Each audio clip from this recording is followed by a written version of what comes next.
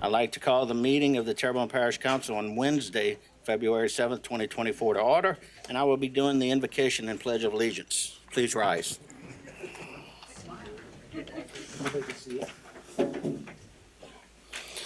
Heavenly Father, we come before you this evening, Lord, and we ask that the affairs that are placed before us, we would like your wisdom and guidance in dealing with these matters, Lord. Father, that we can put aside ourselves and that we can do what is best, Lord, for the parish as a whole. Father, we always pray your blessings and your favor on the citizens of Terrebonne Parish. And Lord, with your guidance, we can do all things to bring glory to your name. In Jesus we pray. Amen. I pledge allegiance to the flag of the United States of America and to the republic for which it stands, one nation, under God, indivisible, with liberty and justice for all.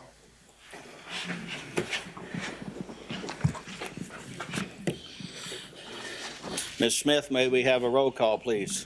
Yes, sir. Mr. Voisin. Mr. Amity. Here. Mr. Champagne. Mr. Hamner. Mr. Babin. Ms. Chauvin. Mr. Trusclair. Mr. Pleasure. Mr. Harding. Mr. Chairman, you have a quorum present. Thank you, ma'am. Approve the minutes of the regular council session held on January 10th, 2024. Moved by Mr. Harding. Second, Mr. Pleasure. Members vote your machines. 9 yeas, 0 nays, motion carries. We've distributed the minutes of the regular council session held on January 24th, 2024, and we've distributed the special session condemnation minutes held on January 6th. That'd be February 6th, 2024. Correct? Yeah. All right. Approve the accounts payable list for 1/29/2024 and 2/5/2024. Moved by Mr. Trosclair, seconded by Mr. Harding. Members vote your machine.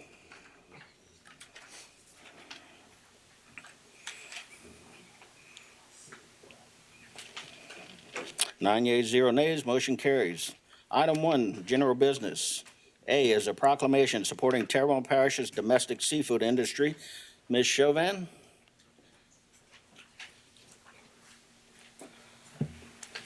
Okay. Whereas the local seafood industry is vital to the economy of Terrebonne Parish, and whereas according to the National Oceanic and Atmospheric Administration, in 2019, the United States imported 6 billion pounds of edible seafood products, including 1.5 billion pounds of shrimp, an increase of nearly 6.5 million pounds more than the shrimp imported in 2018. And whereas according to the Louisiana Department of Wildlife and Fisheries, in the year 2022, the total value of shrimp imports rose to $7,800,000, accounting for almost 2 billion pounds of imported shrimp.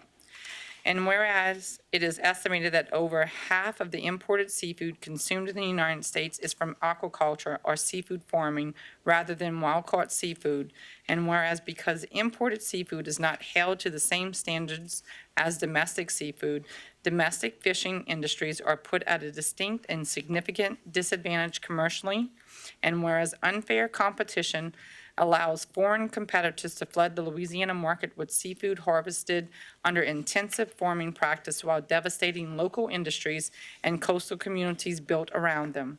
And whereas domestically produced seafood offers the best option for the health and safety of consumers in Terrebonne Parish. Now, therefore, be it resolved by the Terrebonne Parish Council on behalf of the Terrebonne Parish Consolidated Government that the parish recognizes the importance of purchasing domestic seafood, and that the men and women who provide the parish with fresh, locally caught seafood be commended for their continued dedication to our local seafood industry. And be it further resolved that the Terrebonne Parish Consolidated Government encourages all restaurant owners, residents, and tourists purchase and consume locally caught seafood from our estuaries and the Gulf of Mexico coastal waters.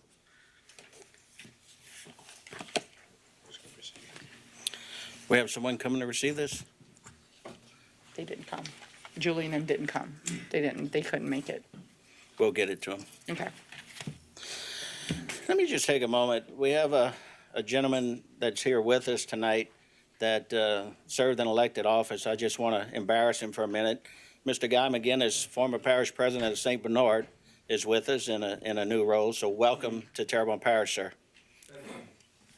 All right, item B is a resolution approving the holding of an election in Recreation District Number 10 of the Parish of Terrebonne, State of Louisiana, on Saturday, April 27th, 2024, to authorize issuance of general obligation bonds therein. Second. Moved by Mr. Babin, seconded by Mr. Pledger. Members, vote your machines. 9 yeas, 0 nays, motion carries. Item 2, public wishing to address the council. Item A is Mr. Tommy Jenkins wishes to address the council regarding supply diversity, diversity and inclusion, CDBG funding, and/or projects to local businesses, potential violations. Mr. Jenkins, welcome, and you have 3 minutes, sir. Thank you. Okay, thank you. So a contractual agreement was entered into by TPCG with the government in reference to community development block grant funding. Gotcha. Historically, we haven't had the participation under the participation guidelines and the performance guidelines of that contract.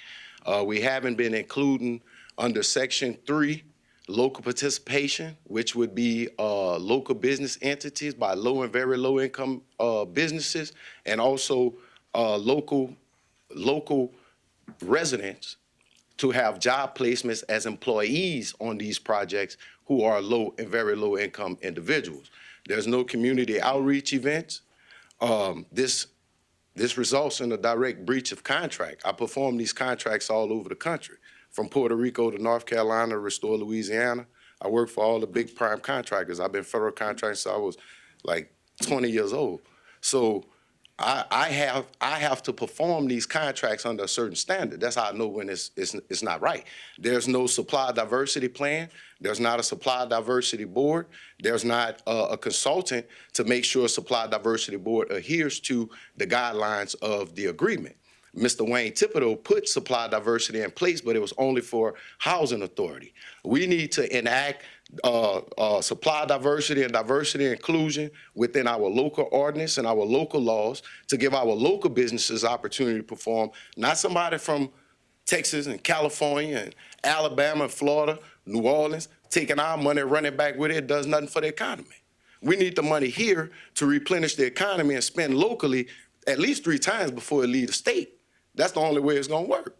Otherwise, look at our city. Our city ain't growing. But yet and still, the government has made us the #1 tech hub for America. We #1 in the oil and gas industry, but we number 50 in the economy. Now, something wrong. We last in education. How we gonna be the richest, but the dumbest? Don't make sense to me. Make sense to y'all? So what we need to do is adhere to the guidelines under the contract that was signed for the performance of these contracts. This needs to be enacted into the emergency declaration when Mr. Earl Hughes gives the declaration to give the authority to the purchasing agent for TPCG, consolidated government. I think that's Ms. Sharon Ellis maybe, but that's to purchase the goods and the services for cleanup and emergency services. We need to spend that money locally. Federal Acquisition Regulation 26.200 and 26.201 states that the contracting officer has the authority and the ability to award the contract to the local entity first. All right. Motion to extend. We're going to extend 1 minute, Mr. Jenkins. We have a motion to extend by Mr. Babin, Second. second by Mr. Hamner. Members, vote your machines. So, being out of compliance not only requires you to report to the U.S. Treasury, but it's also a breach of contract. And it misappropriates the funding. Therefore, it commits fraud. That's also a civil RICO violation. When 2 or more conspire, that's called civil RICO violation. It's more than just criminal RICO statute in the Code of Procedure.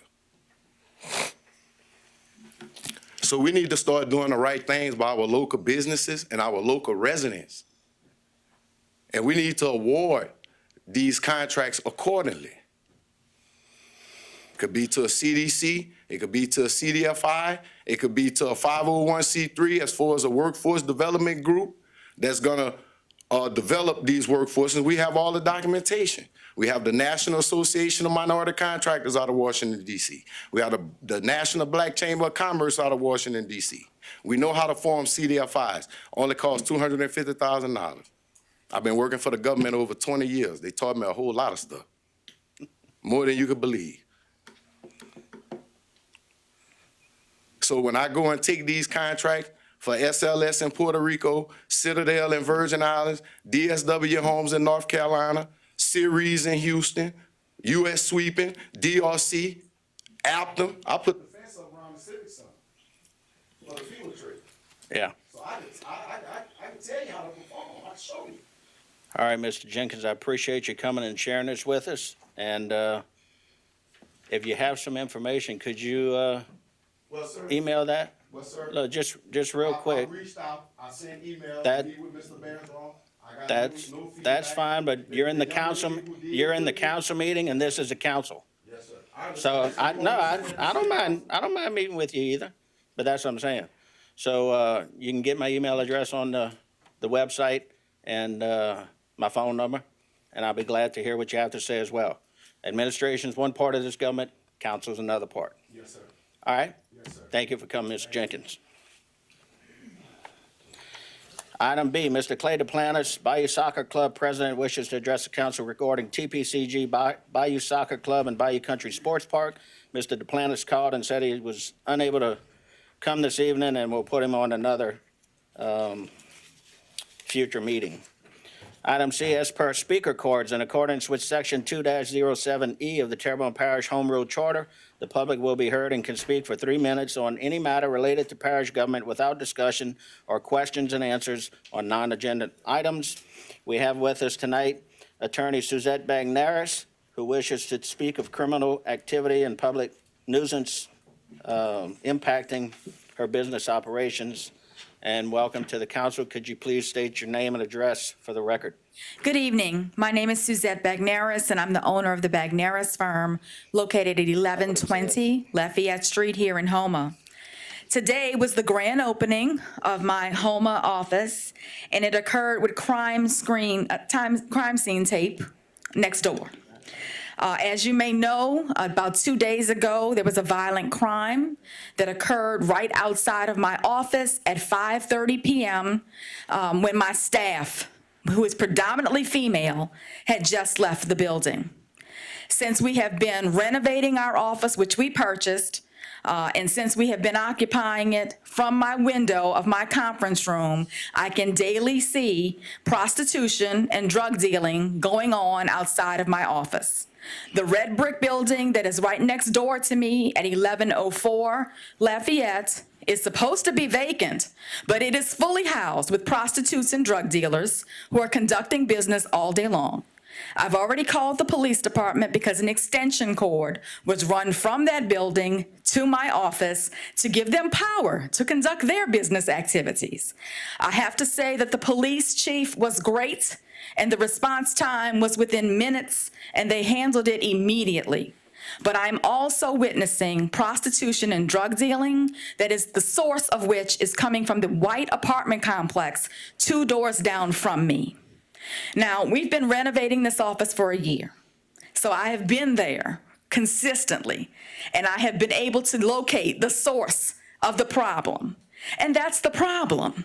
It's emanating from that white apartment complex. I think it's 1102 Lafayette Street. Clearly, just glancing at the building, you can see it's not up to code. I don't know why code enforcement is not enforcing the code, but you can look at it and see that it's not up to code. So I'm asking the council to partner with me so that I can be a good neighbor and I can give to your parish, but I need your help. Now, if I have to buy the whole block to clean it up, I guess that's what I'm gonna have to do, because I too am a real estate developer. So, I'm making a significant investment in Terrebonne Parish. I love the people here. The heart and the spirit is just incredible, and we feel so welcomed by you. But I'm letting you know this is my first visit to the council asking for assistance. It will not be my last visit to the council asking for assistance. And we thank the police chief, who has already been wonderful responding to our requests for help. You know, luckily we have video surveillance all over our building. And when they threw those weapons over our fence, we were able to be a good partner and turn what we had over to the police. And that's what we intend to keep doing. And we intend to keep reporting it, because we're gonna clean up the 1100 block of Lafayette. And I'm hoping that I can do it with your support and your help.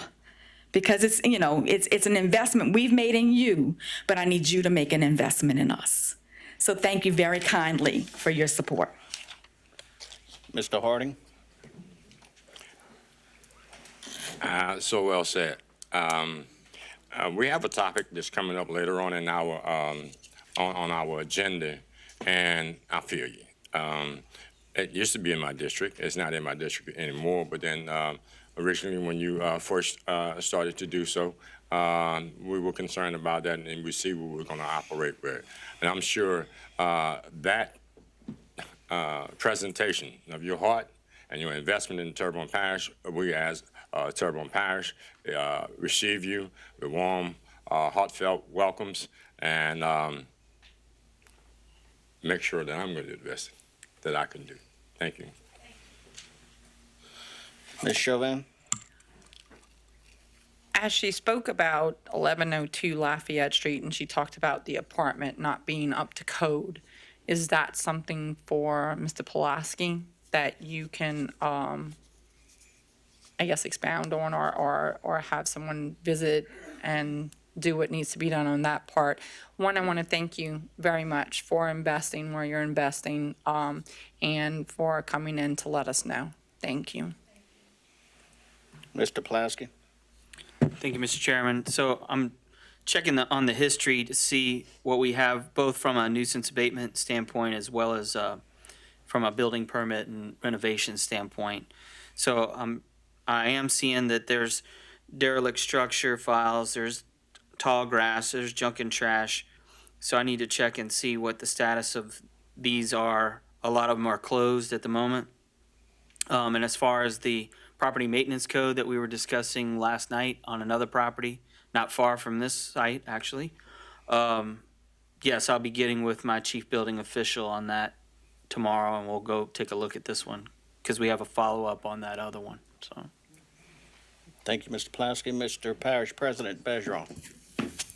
So I just want to thank the lawyer for her investment and trust in Terrebonne Parish.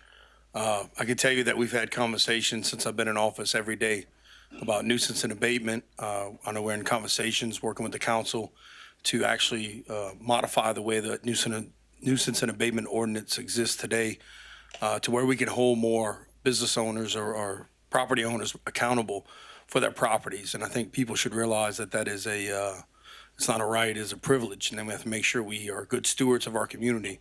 And it is of the utmost importance of this administration to make sure that the quality of life and the look that we look out of our window every day is the one we look forward to seeing and not regretting. So we appreciate your investment, and we want to work and do everything we can to help make sure that you are successful and other people trying to do the same services as you. So thank you.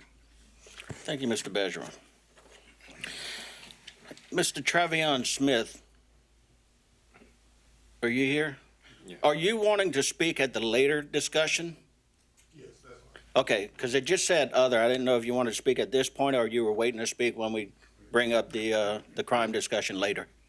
Okay, I'll call you up then. Thank you, sir. Okay, item 3, committee reports. Budget and Finance Committee, Mr. Pledger. Make a motion that the council accept and ratify the minutes of the Budget and Finance Committee held on February 25th, 2024. And I have one public hearing. Consider the introduction of an ordinance to amend the 2024 adopted operating budget, 5-year capital outlay budget, and budgeted positions of the Terrebonne Parish Consolidated Government for the following items, and to provide for related matters.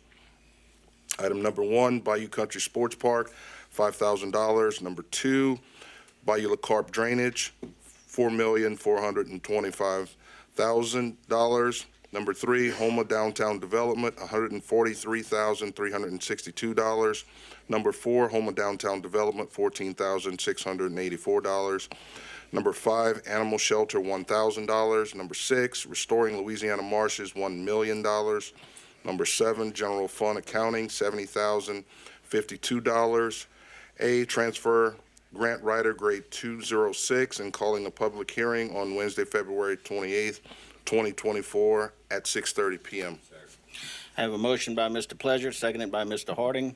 Members, vote your machines.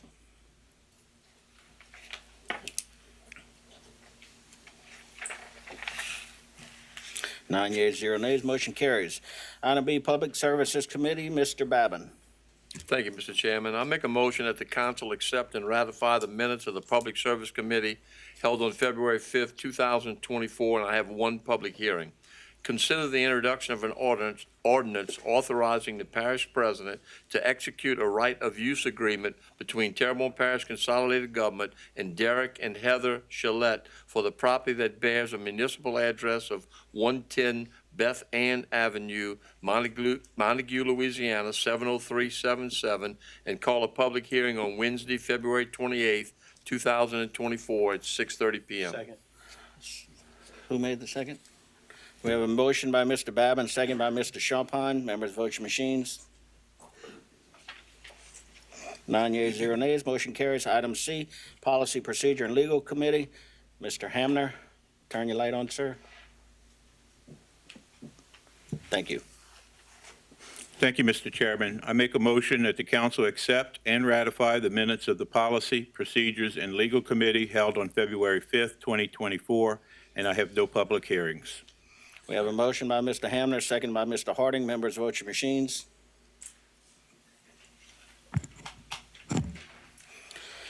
Nine yeas, 0 nays, motion carries. Item 4, streetlights. We have, as per Mr. Babin, seconded by Mr. Pledger. Members, vote your machine.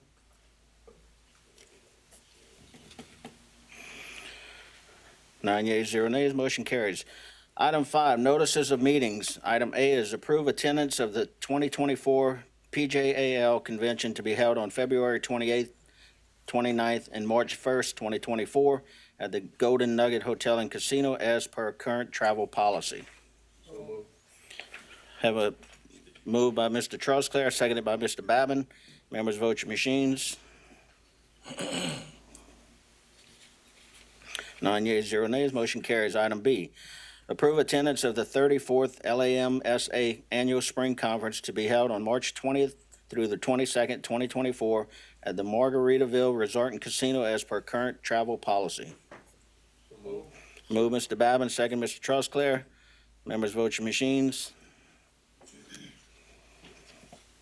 9 yeas, 0 nays, motion carries. Item 6, staff reports. Item A, Parish President Jason W. Bergeron requests ratification of his recommendations of Mr. John Amade, Mr. Danny Babin, Mr. Leroy Charles, Mr. Marvin Mormon, Mr. John Rogers, and Mr. Shane Thibodeau to the South Central Planning Board. So moved. Moved by Mr. Hamner, second by Mr. Harding. Members, vote your machines.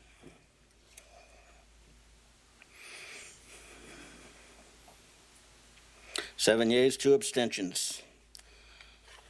Item B, Parish President Jason Bergeron requests ratification of his recommendations of Mr. Terry Gold and Ms. Angèle Poisson for the Houma Terrebonne Regional Planning Commission. So moved. Move Mr. Hamner. Second, Mr. Champagne. Members, vote your machines. 9 yeas, 0 nays, motion carries. Items number. Chairman, are any of those people here tonight that we can meet? We are. I don't see any of the others. Item 7, appointments to various boards, committees, and commissions. A, Fire Protection District Board Number 5, 1 expired term. Mr. Garrett James LaBeouf submits application and resume for consideration. Have a motion to open and close and appoint by Mr. Trosclair, seconded by Mr. Harding. Members, vote your machines. Oh, I'm sorry, Ms. Chauvin has a question. I don't have a question. I just wanted to thank him for sending in his resume. I don't know if people are noticing on these applications, but you're supposed to send in your resume. It's hard for me to vote on people if I don't have any background and I'm not going to know everybody. So I would ask that on all these boards that they begin to bring in their resumes for us. Thank you. Thank you, Ms. Chauvin. Members, vote your machines. 9 yeas, 0 nays. Mr. LaBeouf, congratulations. Item B, Fire District Number 9 Board, 2 expired terms. Mr. Lynn Giroir expresses his interest in being reappointed. Mr. Michael J. Armit expresses his interest in being reappointed. Open, close, and reappoint. Second. We have a motion to open, close, and reappoint by Mr. Babin, seconded by Mr. Hamner. Members, vote your machines.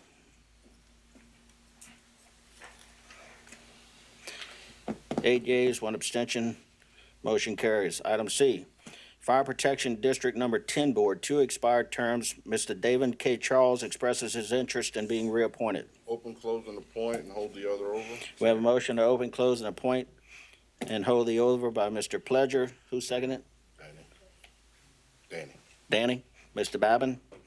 Members, vote your machine. There were a lot of voices there. 8 yeas, 1 abstention. Congratulations to Mr. Charles. Item D, Downtown Development Corporation.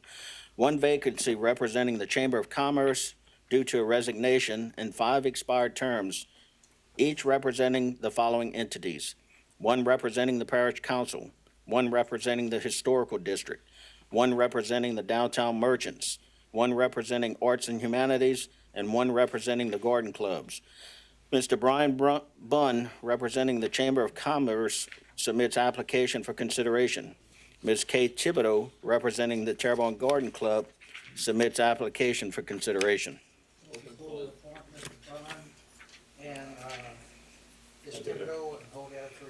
So we have a motion to open, close, and appoint Mr. Bunn and Ms. Thibodeau and hold the others by Mr.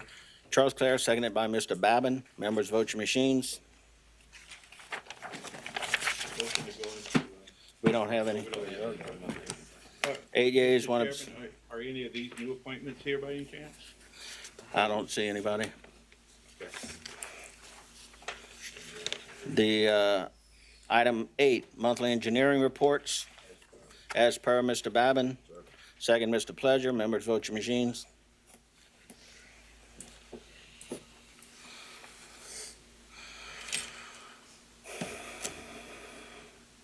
Eight yeas, motion carries. Item 9, council members request discussion. A, council member Carl Harding requests a discussion with possible action regarding crime in Terrebonne Parish. Mr. Harding. This is not only a perhaps prelude to something to come, but it's also, I think, and I feel within my heart that it's a job that I did not complete. About a year and a half ago, I got both sheriffs, Lafourche, Terrebonne Parish, representatives from the DA, representatives from the city marshals, Terrebonne and Lafourche, the DA's office. We've had the police chief from Thibodeau, police chief at the time, Dana Coleman. He was there. Even we had juvenile detention center director, Mr. Joe Harris. They were in attendance. And I take something from the past police chief, Mr. Dana Coleman. The theme there was, if you see something, say something. And that's why I can appreciate Ms. Bagnaris' approach here. But so we look at crime, we go, that's in our communities. But let me make these statements first. I am not a law enforcement officer. I do not do police work. I help the fund and the enforcement. I'm concerned about the lives of the citizens and the property and the quality of life that they have here. I also would like to protect the visitors that come to Terrebonne Parish. In this particular situation that we've actually had, we have a problem in Terrebonne Parish where there are some areas that people do not have an opportunity to feel comfortable with law enforcement, the whole 9 yards. And we tried to get law enforcement and the penal system to come with the members of the public. So this effort that I'm trying to get is to, number one, start here and see what efforts I can actually have and support to let them know that the police, the court system, and other areas of law enforcement does not exist to cause harm to the community. But most importantly, if you see something, you say something. And oftentimes that some of the problems that we have is the fact that we that live in certain communities don't understand that we ourselves must participate. So as Terrebonne Parish, as a government, law enforcement and the court systems, we need the involvement of the community. If you see something, you say something. And so we're gonna look at a number of things that we wanted to find later on as we go on down the line. And I expected a few people to come here, and Ms. Bagnaris, she had actually talked to me sometime before. And you got to understand, I'm boots on the ground. There are some people out there that protect me, but then there are other people that don't want me in the neighborhood. The old saying, snitches get stitches. But I do believe in the fact that if you don't have any respect for the community that you live in, you don't do the crime if you can't do the time. But I can't see that we have communities where elderly people, when we have community stores in there, they have to go in other communities for them to feel safe. You can't send your young daughters and your young sons to the local grocery store and we're having a problem with other issues that are out there. Law enforcement can get their knock for as much as you can give it to them. They can put some responsibility on us providing services. We're doing the best we could. So what I'm here asking the public, if you see something, you say something. I know grandma got a 60-year-old son that, still her baby in her eyes, but then still in all, are you causing harm and danger to the young kids and the elderly in my community? We got a problem. And I think that whatever this parish can do with the help of law enforcement, the court system, but we need the public assistance to take back our communities. So that's my effort that I have right here. And I'm going to actually try to get these people back together again, but we need the input from the people. We just can't wait till the hearse man knock at your door, then you're calling me. That's not the problem. We have to learn to speak up in Terrebonne Parish. I promise you, we just spent $250,000 make a 5-year investment. We just put another $75,000 in my district. We have the resources, we have everything that's available, but we need the public to participate. If you see something, you say something. Thank you. Thank you, Mr. Harding. Mr. Travion Smith, if you'd please come up to the podium. We'd like you to state your name and address for the record, sir. My name is Travion Smith. I live at 395 Monarch Drive. I'm representing New Zion Baptist Church as well as various nonprofit organizations as well as a few community organizations. I wanted to speak about the awareness of what's going on. Not only is the crime and the violence a problem in our communities, I don't want to be jaded and seem like we can just stomp it out all at one time, but I do feel that since Hurricane Ida, a lot of the programs, nonprofits, a lot of the organizations that were doing work before Hurricane Ida, they aren't here anymore for whatever reason. But seeing that we have a very intentional council as well as administration who is working on revitalization in our parish, I would like to see an investment in community services and finding new organizations to bridge that gap between what is revitalized as far as infrastructure and the community.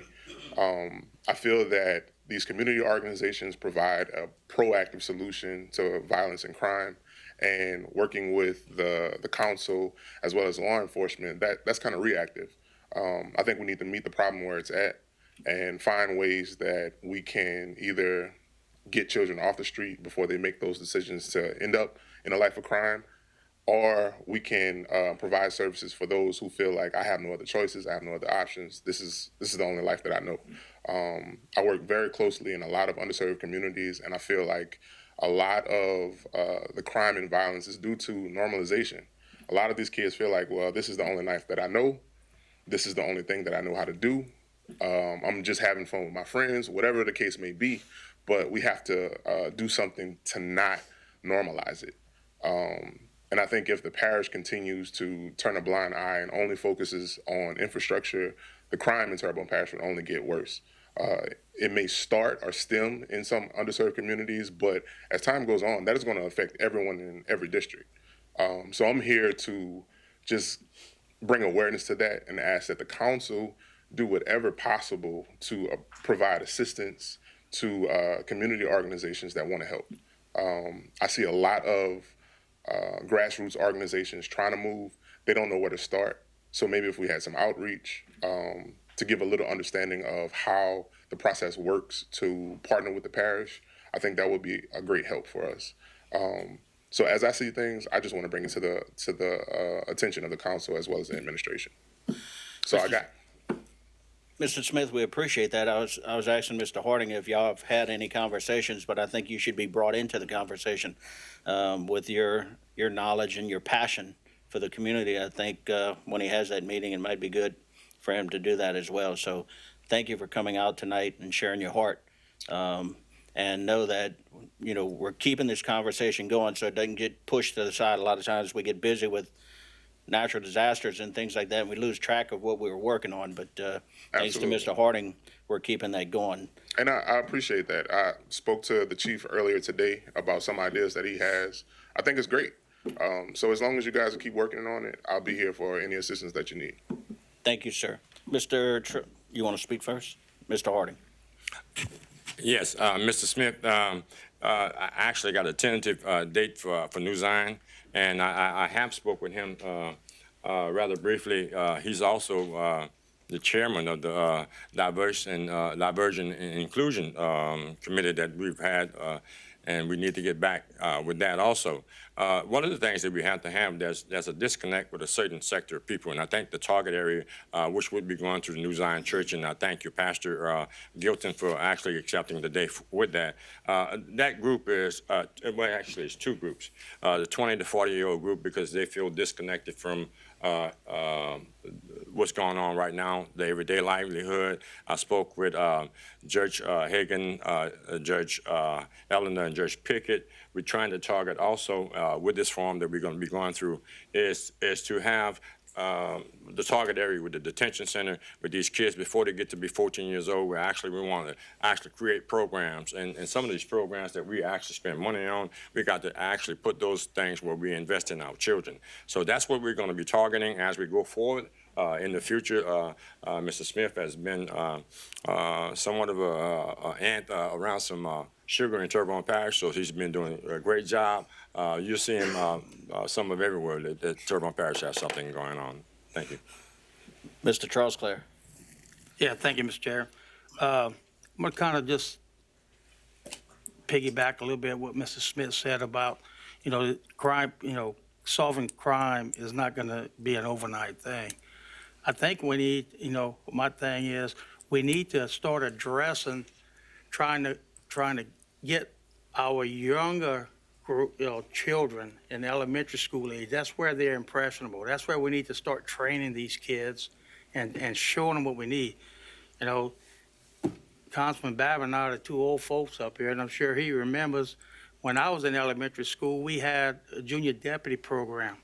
Okay, junior deputies was an elementary-based program that was, I don't even know how it was structured because I was in elementary school, but I'm sure the school board, the government, and the law enforcement, they collaborated together to put this together. And, we actually had meetings at school. So I would like to see the parish government, the school board, lower, city police, sheriff's office, put some group effort together and target these younger kids. That's where the problems start. If you don't get these children's frame of mind moving in the right direction at that age, by the time you see the guns on the streets, it's too late to rehab those guys for the most part. You're going to play a hard time trying to rehab these 15, 17, 20-year-old kids. I mean, it can be done, but if you program them from the elementary school ages, I feel like we'll save a lot more children from entering into that form of lifestyle. And by doing that, you'll lessen the crime statistics in the parish. And I'd like to see something along those lines. It don't have to be junior deputies. It could be something, but where it's a combined effort between the school board, the parish government, the sheriff's office, law enforcement, the courts. And that's kind of like something I'd like to see happen. And I'm gonna ask, I'm gonna follow up on this with President Bergeron and his administration and see, maybe we can start, putting some grassroots effort together to move in that direction. Try to target our younger kids in elementary schools where they're most impressionable. Thank you. Thank you, Mr. Trosclair. My screen went dark. You have control over there?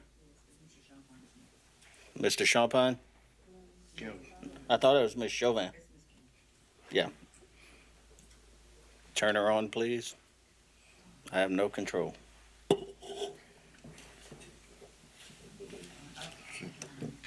Okay. All right. So I have a number of questions and then a few things to say. So you said that there were organizations that were here before. If you have the names of them, I would be willing to invite them back. But let's go find them. Let's see what we can do with that. I think a lot of it is going to be maybe getting churches involved throughout the parish. It's not going to be just one church and it's not going to be just one piece of government. But I would like to see where maybe we meet with those who are interested in the churches that want to provide programs and that have organizations that want to do this. Because I remember talking to the sheriff and he said that 80 to 90% of the crime here is due to drugs. One, I don't know any place that's listed that says where you can get help. I have not seen it. I know where to go to find it, but maybe we can list things that those who are in addiction that may be able to go get help. And some places are free, some are not. So it'll be up to them, of course, to do that. But the other part is we have no support groups for the kids who are in a household where drugs are. We have, or they're raised by their grandparents. We have no support systems for the parents trying to figure out that fine line of enabling and trying to get them help. And then we have no support groups for the grandparents who are raising grandkids. And let me tell you, it's totally different raising your own kids to raising your grandkids. Grandkids get so much more grace, and that's probably not a good thing. But I'm just saying, maybe if we met as churches, pull in every church in this parish, and let's see what programs we can do for the kids that are around the entire parish. Because it's not singled out in one single piece of this parish. It's all over the place. Absolutely. So I would love to continue the conversation with you. I would love to be able to provide places that people can go to get help. And I know people have to want help, but there are people out there that have wanted help and don't know where to go. Can I just mention one thing about the support groups? I remember as a child of someone who was dealing with drug abuse, I was very young, but I attended NA meetings with my father. I went to support groups. It made me more empathetic to the users, but also it was a deterrent for me as a child. Hearing some of those stories that adults told about some of the downfalls and the pitfalls of being addicts, it was a very big deterrent for me as a child. And it also was a lot of education that I was able to get and give to others by going to those things. So I'm glad you brought that up. I think that should be a good point. And I think we need mentorships. And you're right, some of it is the younger one, but some of it's teenagers, because sometimes teenagers do really stupid things. I was a teenager once, I can tell you. So you just do stupid things. So they shouldn't have to pay that price forever, but we should be mentoring. There are a lot of kids without dads. There are a lot of kids without moms. There are a lot of kids that both of their parents may be in the drug addiction world. I mean, so it is going to, it's come to a point where it is going to take that village to help raise these kids to where they have a place to go. And so I think that we're going to see, as time goes and in the future, that we're going to have to be there for these kids so that they become productive citizens of this parish or maybe somewhere else. But I would love to stay in conversation. Absolutely. Thank you, Ms. Chauvin. Mr. Champagne. Yeah, thank you for all your efforts in the community. I see it, all the events and things like that, and the things you do. I just want to say, so I've been participating in a group, a steering committee with the Bayou Community Foundation, putting together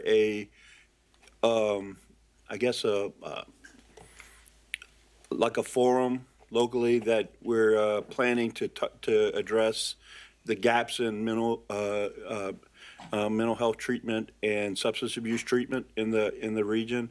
Prevention is one of the parts. And so we're actually meeting tomorrow, some of the providers, to kind of create this forum where we're going to have speakers and bring in people who are tackling this issue across the area and map out what are people providing and what services are needed in the area. So we are doing that. That's going to happen sometime in April. So we're still in the planning phases. There are people, and I'm going to identify Mr. Johnson in the Audience. in the audience. He approached me because of my work in nonprofit to help him start a nonprofit. So I'm kind of guiding him on getting his 501c3, and he does work in some of the areas in the community to address, and help with the younger generation. So there are people out there willing to help. We just need to give them assistance as we can. So I just want to say those couple things. Thank you, Mr. Champagne. President Bergeron. Yeah, so I just want to comment that, the short, long-term, which I hope it's more shorter than long-term play on this, is the community outreach department that we want to set up. And while we're trying to, find the money to do that, in the short-term play, Kevin did talk about the stuff at Bayou Community Foundation. We've been in conversations around what we can do, because at a certain level, this does include quality of life.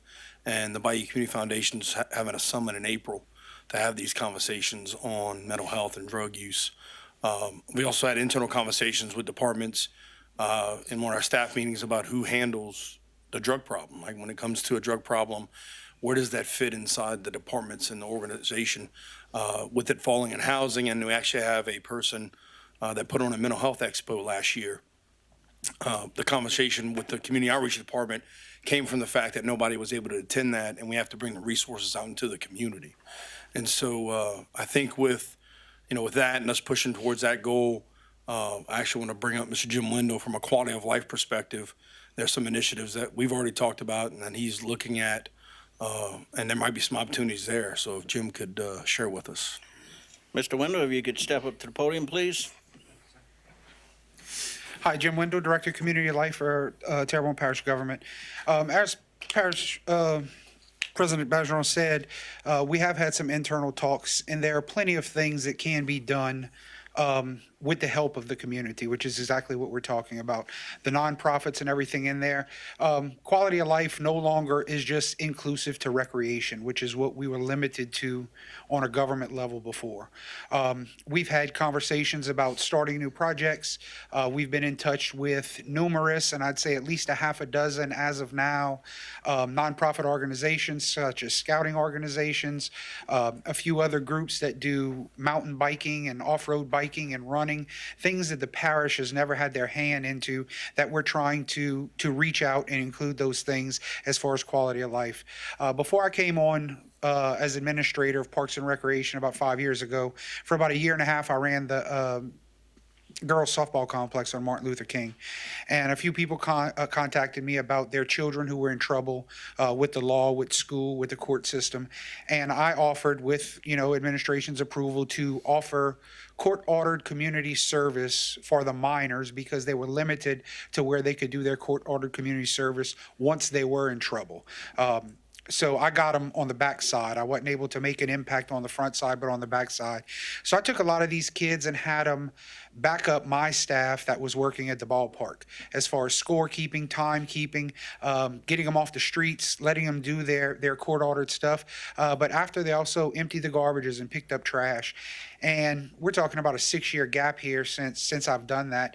And I've seen people in the mall, at fairs, at street festivals and things like that. And now these kids who were 13, 14 at the time are now 19, 20, 21.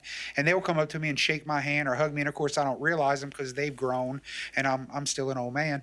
But the feedback that you get from them, and you guys have seen my resume as part of the ratification process. I've been involved in social services with the sheriff's office, with different government organizations, and we can get in there before and offer things. And it doesn't always take money.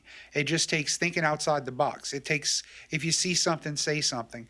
We can identify some of these things, and it doesn't have to be budgeted for this year. We can make plans. We can start off small, take some small steps.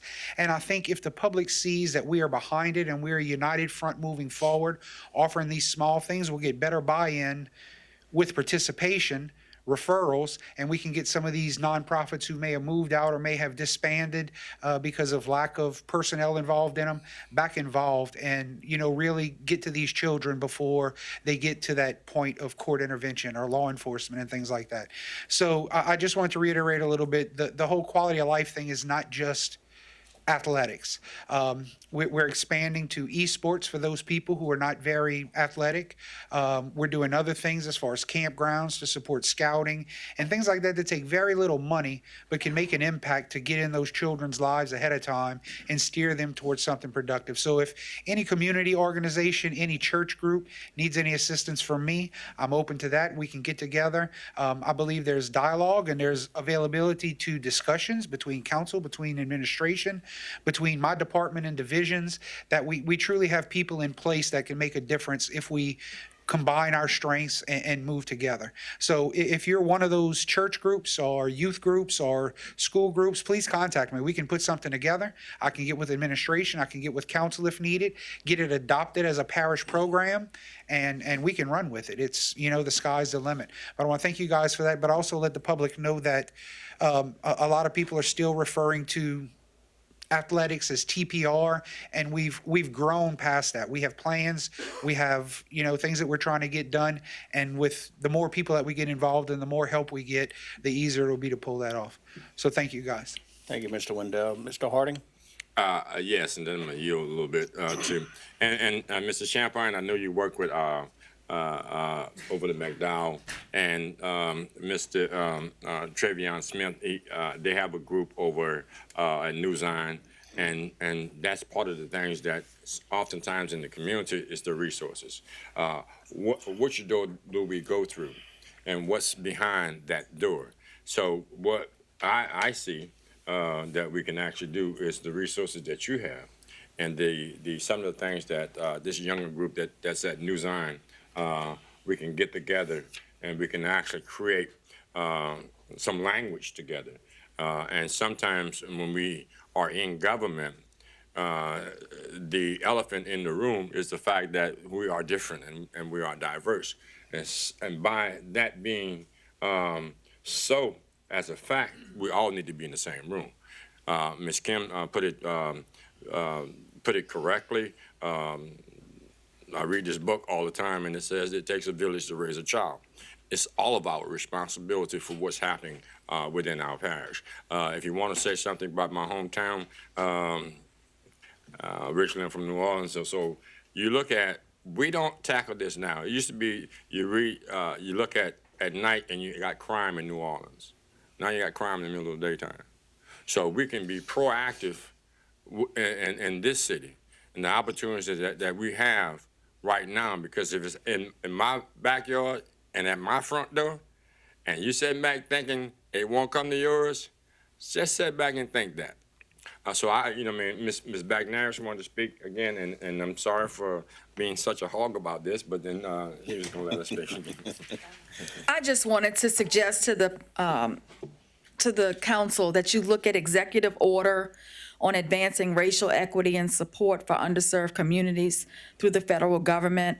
It was an executive order by the Biden administration, and it's my understanding, I'm just a student of politics and I tend to follow the money, folks.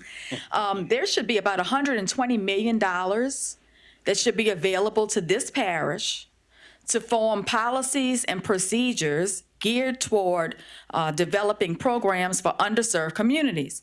It sounds to me like the drug issue, the mental health issue, the programs for youth, the tackling the crime problem, dealing with blighted housing should fall squarely under the definition as presented in that executive order from the Biden administration.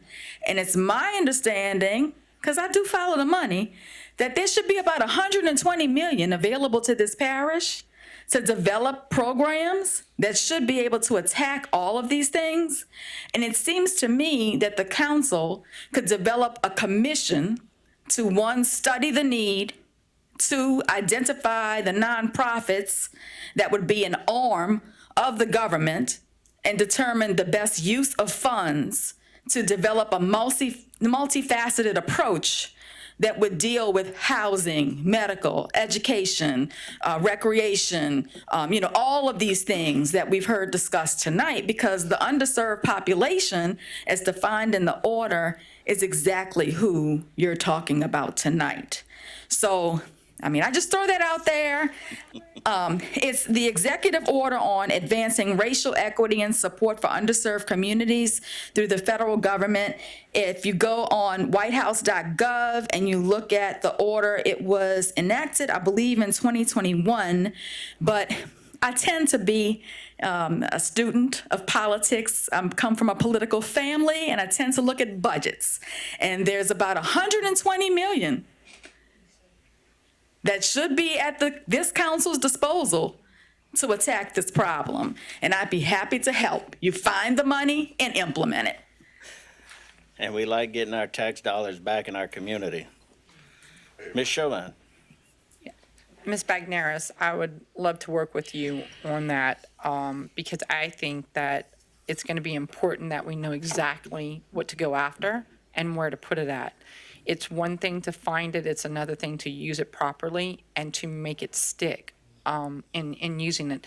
And so, Jason, I would ask you, can we as a community develop something to where we can put where people can go get addiction help before they even get to court, before it even gets that they're arrested? There are people, listen, I've come across many that have needed help in addiction. Mm-hmm. And what's happened is there are not enough beds here. There's not even a women's facility that I know of in Terrebonne Parish. That's a problem. So we're sending them off somewhere else, and they're away from their kids, they're away from their family, and you kind of want to have a place. You want to have a bed for them right away, because when they're noticing that they have the problem and they're wanting that help, that's when you jump in. I do know of a place where I can find you the names of free rehabs, and they give bus tickets and different things because that's their community outreach that they're doing in that, and they're getting monies, they're getting funds to do this. There are some that cost, so those families can choose. Also, any support groups within our parish that we can put this out there. And I know that you say we don't have a community outreach already, but we can maybe use social media as a platform to just get it out there to people, like we all share it and do that kind of thing. I'm telling you, I think a lot of it is that people don't know where to turn. Mm-hmm. I want to give them a place to turn. And then we can do it'll in turn do some cleanup here. I'm not saying rehab is going to cure everybody, because there's no silver bullet in this whole fiasco. Because if there was, one mama would have stood up and screamed it from the rooftops already. I'm just saying, can we get together and maybe do something with that? Is that a possibility? Does legal need to be involved where we can put that? Because we're not advocating, but we're giving you a place that you can try these places and see what works for you. Is that a possibility? So the experience we had at Smith Ridge is what prompted me to reach out to our departments and say, where does this fall? And who can Okay. take ownership and have some responsibility in making that happen?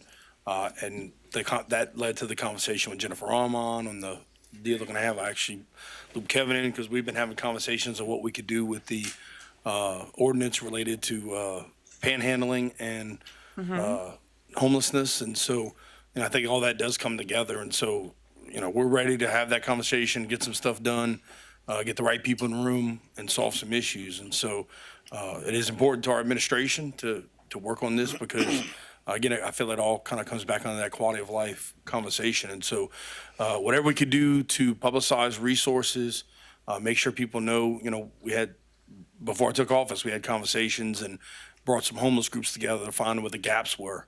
And so we have some resources in place, and it may not be perfect, but they are missing on both the front and the back end of that. I know Star Corporation is doing some case management with homelessness and trying to understand why people are homeless and what needs they need to fill. So I think as many people as get involved, and I recommended to Kelly, our department head, to reach out to you and work on making some things happen. So. Okay, no, that's great. John, would you think that we need to, I mean, she had, Ms. Bagneris had said that maybe we could develop a commission. Well, make a that's one of motion. the thoughts when Mr. Harding first started speaking, so we'll yeah. work on putting that together with Mr. Harding. So we don't and, need a motion for it? leaders in the community. No. Okay. Thank you, Ms. Chauvin. Mr. Babin? Yeah, I think that'll evolve into that. All of this discussion is absolutely great. It's exciting to hear $120 million, all right?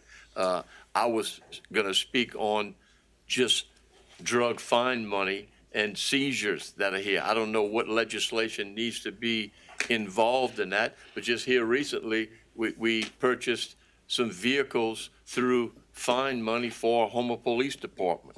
So I think there's monies out there. And again, I don't know how that system works, but this pales in comparison to $120 million, okay? And I can assure you that the young lady sitting next to me wrote all this down, and the young lady right there wrote all of this down, and they're gonna definitely be checking into what we have to do if in fact, not if in fact it's there, I'm assuming it's there because you would not have brought it up. But again, we may need to look just locally into this fine money and see, again, I don't know the tier of it, where it all goes, and maybe it's all allocated out right now, but that may be one area for us, because all of these things are good, but they all take money, and we want to do them, so we need not only to have the people, we need to have the resources to help these people. So thank you very much for coming up here and Thank you, Mr. Babin. Mr. Pledger? Thanks, Mr. Chair. I'd like to share, we've had a lot of comments, a lot of concern, a lot of compassion, a lot of input on what's happening here in Terrebonne Parish. And I'm going to be kind of methodical in my words, and I'm going to pause a little bit as I'm talking about this. It's one thing when we recognize something that we need here in Terrebonne Parish. Let me give you an example. If we had a storm that came through Terrebonne Parish, Hurricane Ida, it comes through, it destroys the parish. Day after the storm, even without lights, we're working. We're trying to get it back right. Because we're resilient here in Terrebonne Parish, that brings me to a point. There's a storm that has passed through Terrebonne Parish. And today is the day the storm is over with. The key in all this, everybody's saying we need money, we need money, we need money. When the storm passed, we need money, we get it. Don't we? We make it happen. And we're at a point now, we need to make it happen. We have all these different entities. We have the churches we mentioned. We have Resident Baptist Church. We have New Zion Baptist Church. We have St. Luke Baptist Church that are pillars, huge churches in the black community. They're ready. The storm is over. There's nonprofits in the community that are ready. We inspire. Crank it up. New Zion Church is a nonprofit. And there's tons of other nonprofits here in Terrebonne Parish that has passion and ready to go. The storm is over. We say we need community outreach. We need money for that. The storm's over. Let's make it happen. We need somebody to run this department. We need somebody to make community outreach work. Storm's over. Let's make it happen. It's great to hear it. I encourage, I embrace that. But when are we going to set in our minds that it's over with, we're going to stop talking, and we're going to put something together and make it happen? That's my part. That's my part. I'm ready to do my part. Is everybody else ready to do theirs? One last thing. Mr. Carl Harding mentioned see something, say something. 7501 Main Street, we need to do something about it. Thank you. Thank you, Mr. Pleasure. Ms. Malden. Yes, sir. Thank you. So I'm just looking at the executive order that was referenced. I just want to let y'all know that it is now on our radar. It looks like the funding is going to possibly be available in 2025. We are going to put this on top priority of our list with our grant writer, who is now under my department. So we're going to get this moving. I just wanted to point it out that we did look at it, and we are going to see what we can do with it. Thank you, Ms. Malden. So, talking about the commission putting together something, we're going to put that together. We want to make sure that we have all the parties that we need that can serve on that as we organize it and get it all going. I think that's the first step, is connecting the dots, bringing all the people together who are a part of this as a whole. It's really a broad area, and I think through a commission like that, they can identify and they can put work groups together in smaller fashion to work on specific area here, specific area there. We'll get that through our discussion between us council members and administration, and then those in the community, so that way we can get the right people on there, because I agree with Mr. Pleasure. You know, I tell people all over the country as we travel, the people of South Louisiana are so resilient that when a storm comes through and their house is blown down, they're down the street helping the neighbor get something done. And I think that this is an area that money has played a big fact, but like Ms. Bagnair said, you know, I always follow the money as well. And I think there's a lot of programs, a lot of things that are out there. You just have to dig for them and find them. As a contractor, you know, we have to dig and find the jobs that we want to bid on to be able to do the work. And it's the same thing when we want to do something. There's monies out there. Of course, they got rules and regulations that we have to abide by, just like anything. But I think that's where we need to start, and we need to get the thing rolling. We don't need to be duplicating efforts. Mr. Smith and what he's doing, and the Bayou Community Foundation and what they're doing, I think they all need to be at the table discussing and working together. Sometimes there's a tendency to get into competition with one another for some reason. And but as we see, we have our police chief in the back. You know, he works with the sheriff. He works with the DA. You know, rather than being competing interests, they're working together. I think that, you know, the administration and this council has been establishing a relationship to working together. I think it's bringing in the nonprofits that are out there, the church community groups, as one who worked with a lot of people based on my own experiences with drugs in the past. You know, if you come to my church, you hear my testimony. In mind, when you're putting this together, do not leave out the kids who have been through it, that have grown up, and our young men and young women. They can add so much to whatever discussion that is going to take place. Do not leave out the parent who has had somebody die from drugs with an overdose. They can contribute so much. Or even the parent that is going through the process, or people that are in recovery. Those people can add a lot to that conversation that people that may be in mental health or maybe in the police force have not gone through at that point in time because they've never walked that walk, and some may have. But just saying that, I think that we need to really look at those who have actually walked that walk and went through it. Thank Thank you, you. Ms. Chauvin. And I want to thank all of you who participated in this conversation, and you will see some action taking place. We will be contacting those who are here tonight as well as those in the community that are doing different work and bring them in to the conversation so that way we can be effective in what we're doing. And again, thank you for all your discussion. We'll be moving on to item 10, vacancies to various boards, committees, and commissions. A, Recreation District Number 3A Board, 2 vacancies. Fire Protection District Number 4 Board, 1 expired term. Fire Protection District Number 8 Board, 3 expired terms. Fire Protection District Number 10 Board, 1 expired term. Bayou Cane Fire Protection District Board, 1 expired term. Coteau Fire Protection District Board, 1 expired term. Recreation District Number 8 Board, 1 expired term on 2/22/24. Recreation District Number 11 Board, 1 vacancy due to a resignation.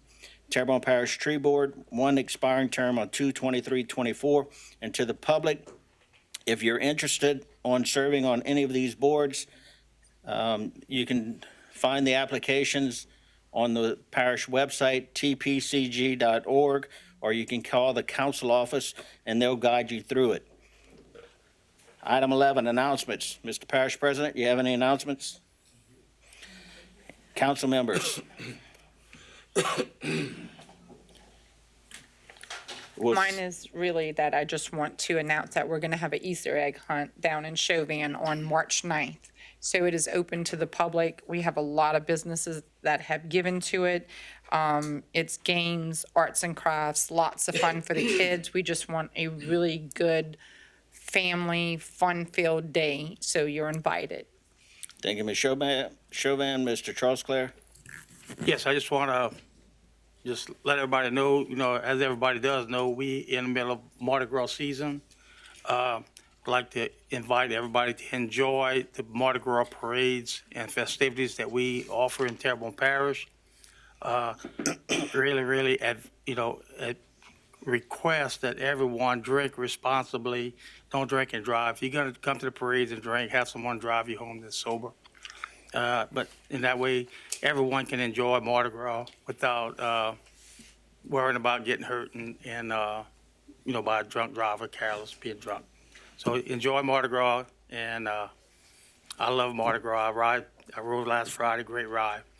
More people than I've seen in years on the Mardi Gras route, and I'm sure the parish president can attest to that. He drove it too. So y'all enjoy Mardi Gras. Thanks. Thank you, Mr. Trostclair. Mr. Pleasure. Thanks, Mr. Chair. And just if anybody doesn't know, we do have chairmans and this council. We do have a Mardi Gras chairman, and his name is Mr. Steve Trostclair, just so if everybody needs to know that. Thank you, Mr. Pleasure. Motion adjourned, Mr. Trostclair, seconded Mr. Harding. Members, vote your machines. I want to thank everybody. Y'all have a good evening and enjoy your time.